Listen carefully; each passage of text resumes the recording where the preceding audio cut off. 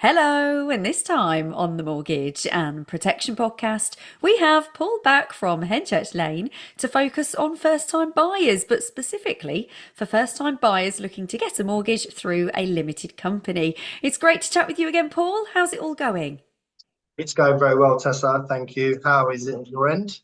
Good, I'm glad to hear that. And yes, all is good this end too, thank you. So, Good. let's see what questions we've got here then.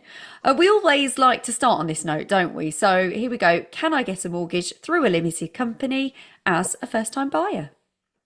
Yes, we do like to start with that question. It is possible to get a mortgage through a limited company as a first-time buyer. So that's a good place to start because actually it might not be as easy as people think it is. You are definitely left with fewer lenders that cater to first-time buyers who are using a company to buy a property via what we refer to as a special purpose vehicle, an SPV.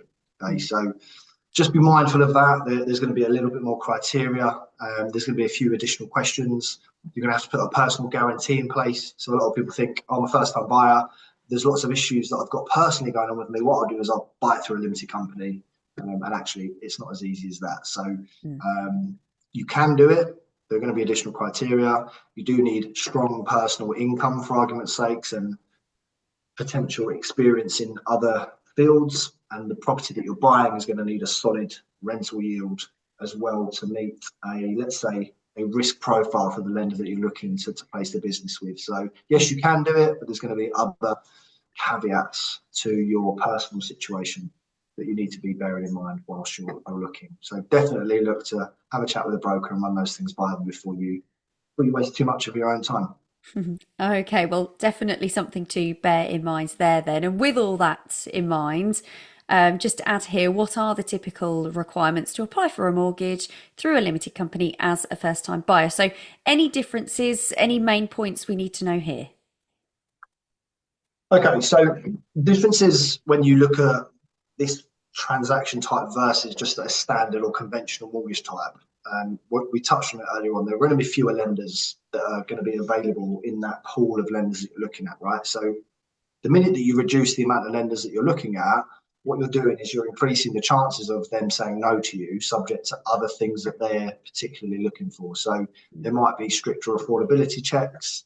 There's going to be additional paperwork or additional evidence requirements for a limited company. So if you can't produce those and they're not easily accessible, then those sorts of things are going to result in it falling down quicker than it would do on a normal application. And the likelihood is, if you're buying through a limited company, the interest rates are going to be slightly higher, and you're probably going to pay higher arrangement fees as a result of that, and potentially larger fees in general. So things like valuation costs, solicitor fees, little additional bits of extra legal work that you need to do throughout the process to secure that deal. They're all going to be factored in. That shouldn't steer you away from looking at that option if you feel like that's the best suited. But again, touching on that final point on the last question, if you feel that's the best suited option, it won't take long for a broker to assess the two sides of that coin and tell you whether or not it is the best approach or not. So I suppose that's the key, and it's probably going to be the key throughout this whole podcast and potentially even a conclusion to the end of this podcast. Right, okay. Well, you mentioned documents, didn't you? And that's, of course, a key area, isn't it? So, what documents do Yes. we need then here?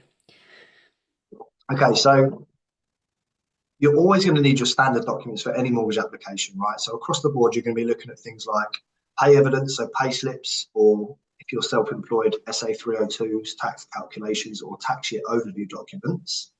You're going to need personal bank statements, and you're going to need ID, so passport and driver license as well. So those things, no matter what kind of mortgage you're applying for, you're generally going to need to bring those to the table.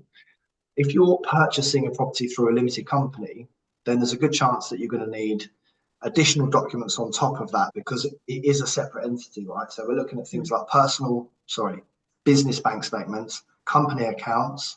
We're looking at potentially things like a portfolio schedule. So if you've got properties in the background, you're going to need those. If you're a first time buyer, you won't necessarily need that. You won't have things in the background, but you're going to need a business plan, because ultimately, if you buy a property through a limited company, it's effectively looking at buying a property through a business. Okay? So you're going to need to bring those sorts of additional documents to the table that if you've got a good broker who's experienced in the field, they're going to need to sit down with you and potentially hold your hand through that process as well. So albeit much more, a much larger list than what you would normally need on a conventional mortgage, again, it shouldn't scare you away from the application. If it's the best suited, it's worth sitting down and going through that additional administration with your broker. Okay, so preparation is key. We say it on every episode, don't we? But it really is when it comes to all those documents. There we go. So moving on then to the next two questions. Again, these are always popular ones, aren't they? But in this case, what is the maximum amount that can be borrowed for a mortgage as a first-time buyer?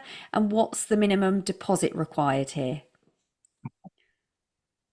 So a good way to look at this is probably comparing it to the two options, right? You can buy a property as a first-time buyer. You can buy that in your personal name.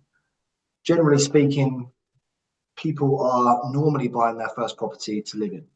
That's not always going to be the case. So, a lot of people might think, well, I'm a first-time buyer. I'm going to be able to borrow typically around the 4.5 times your annual salary. So a lot of people throw this number around.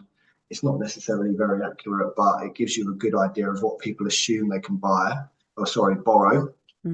That's not necessarily the case. If you're looking at buying your first property, but it's in a limited company, it's a completely different kettle of fish. So typically you can borrow 4.5, maybe up to 5.5, 6 times your personal income, and your minimum deposit for a residential purchase would be 5%.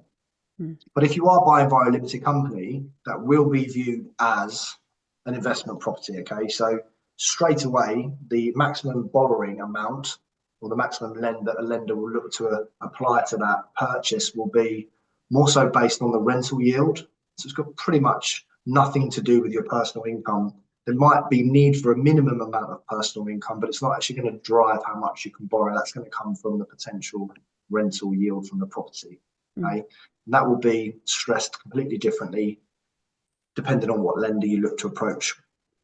Likewise, because it is an investment property, essentially, you can't put down 5% deposit. It's not going to work. It's going to be looked at very similar to a buy-to-let, effectively. So it will be a minimum of a 25% deposit. And there are some lenders out there that might do it for as low as 20%. But again, that's going to come in much higher rates. So I suppose the conclusion here is what we touched on earlier on. If you're looking to buy a buy-to-let property if you're looking to buy a property through a limited company as a first-time buyer because you want to avoid things like bad credit, that's going to be flagged up with things like personal guarantees. In this instance, if you're looking to buy a property through a limited company because you, for argument's sake, don't have the affordability, again, it's going to be flagged up in these situations. Okay, so they're going to be looking at stress tests, they're going to be looking at personal guarantees, they're going to be looking at the rental yield for the property. So it's worth bearing that in mind as a first-time buyer if that's the kind of angle that you're coming in with these questions on. So a key pointer there, and actually a great segue into the next question. So what if I'm a first-time buyer and have bad credits? Will this affect me getting a mortgage through a limited company? I didn't even know that question was coming, Tessa. You can read minds. There we go. Anything else to add there? I think I might have covered the rest of the questions. So if you are a first-time buyer and you do have bad credit, it's not as simple as opening up a limited company, unfortunately. There will be a personal credit history that's checked in the background, and it still matters. So, unlucky this time. But yeah, a lot of people would have obviously tried to done that in the past, right? And underwriters, believe it or not, have seen these things 1,000 times, so they're going to be wary of them. So there is going to be a personal credit history that's looked at. There is going to be a personal guarantee. So, if you're looking to buy property through a limited company, it's more so as a result, or as the potential thought process behind that is from a tax perspective. Right? How do I minimize the amount of tax that I'm paying sensibly, rather than how do I avoid my bad credit history or my terrible affordability? It's not those. That's not the purpose, really. Okay? So there's obviously different severities of that. you'll get kind of two schools of people when it comes to bad credit. People that think they've got bad credit and it's fine, and people that think they've got perfectly good credit, but actually it's littered with terrible history from end to end. But generally speaking, if you've got the odd missed payment here and there, it's not too much of a problem. Okay, so don't be too scared away if your credit score is not perfect and you've missed the odd payment in the last couple of years. That's fine. But if you do have CCJs and defaults and debt management plans, that's going to be slightly more difficult for you, and there's going to be certain, I suppose, milestones in the future where things are going to become a lot easier for you. So have a chat with someone and ask them to assess your credit position and say, here's a full credit report and my whole history for the last 6 years, and they'll be able to put some kind of roadmap in place for you that allows you to work towards a time frame where things are going to be achievable, or based on what your intentions are, a little bit more feasible than they might be now.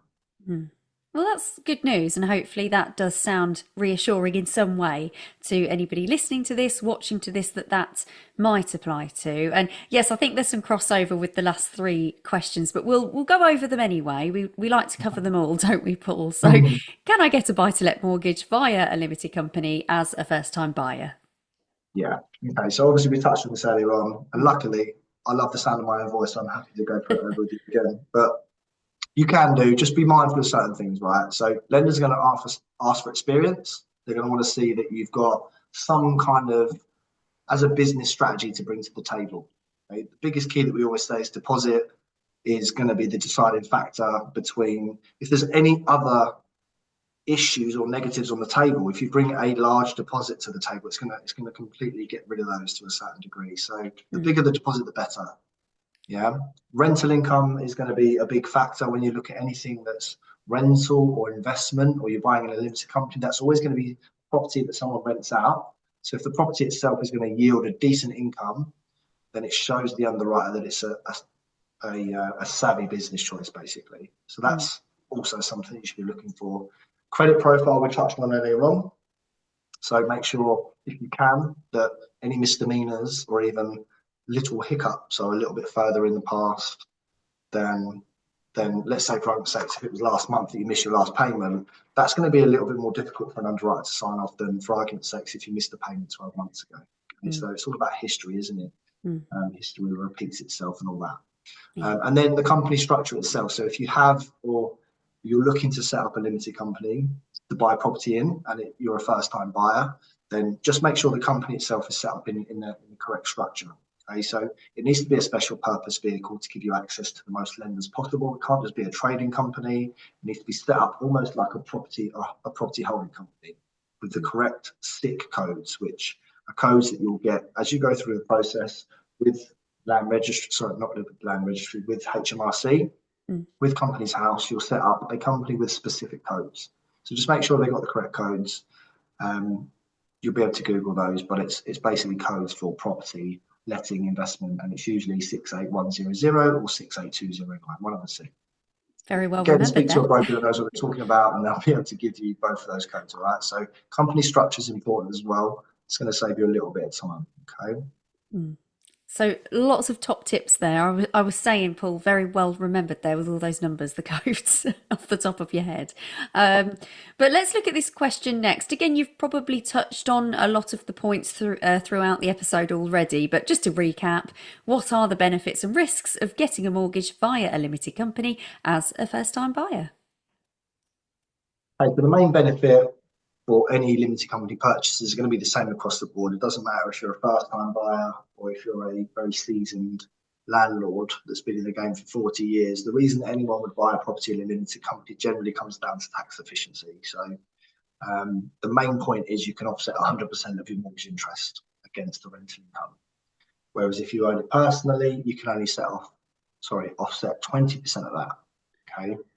If you're a higher rate taxpayer, which generally a lot of people will be, if they've got properties in the background that are adding to their personal income, instead of paying 40% income tax on the profits, you're only going to pay 19% corporation tax. So the profit margin effectively is much smaller, and the taxation bracket is also less than half. So if you look at that in comparison, 9 times out of 10, and this isn't always the case, 9 times out of 10, it benefits you to buy an investment property through a limited company versus in your personal name. So, like I say, there is that 1 time out of 10. So make sure you have a chat with the broker and just double check that that is you as well, because you might well be the 1 out of 10 basically. If you're looking to grow a portfolio and you buy a property personally on a buy-to-let basis, portfolio growth is going to be quite tough. So the minute you get to 3 or 4 properties, most lenders are going to view you as a portfolio landlord. At that point, stress tests in the background, which determine how much you can borrow and how much you can put down as a deposit, are going to become much tougher as well. So in terms of growing that property business, it will be much easier and much faster. So you'll expedite that process if you do that through a limited company in comparison to buying it in a personal name.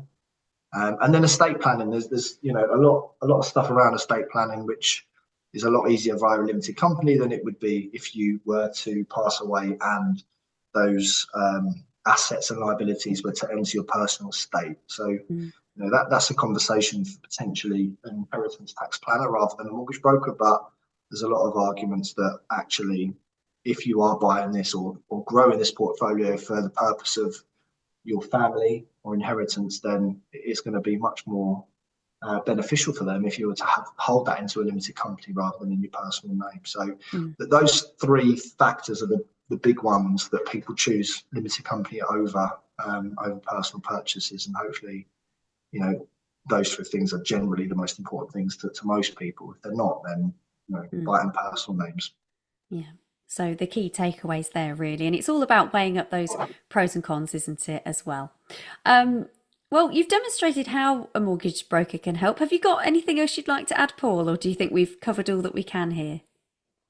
I think we've covered it. The problem with these transactions is they're so technical and they're so layered and they're so specific to each individual that actually, if those sort of points don't resonate with you, then maybe you're doing it for completely different reasons. I think there's an undertone behind these questions that first-time buyers that might have problems with things like credit and affordability might be looking at these options because they think it's a way to avoid those issues, when actually it's not. It's all still going to come out of the woodwork. So first and foremost, rather than going around in circles, speaking to people that might have, spoken to someone else about mortgages or Google and get lots of contradictory answers and questions, you might want to just seek out advice from someone who actually knows what they're talking about. And you could go through that whole set of questions with me about your specific situation. You wouldn't have to pay anything for it.